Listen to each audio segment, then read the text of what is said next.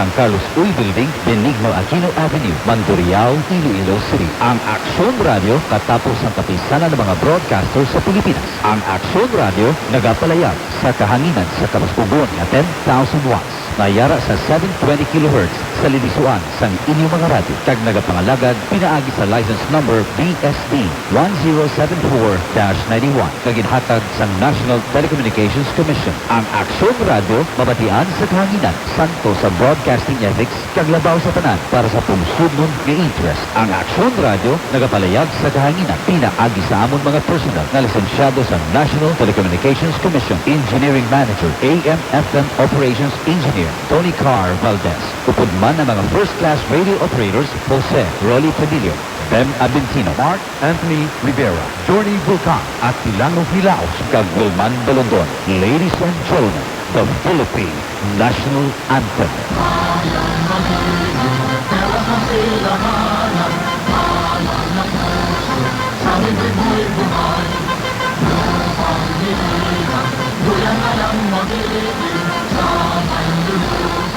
Kita masisingin sa dagat at puno sa sino sa langit mong bahaw sa hirap ang pula at awit sa paglayang minamahal ang islap ng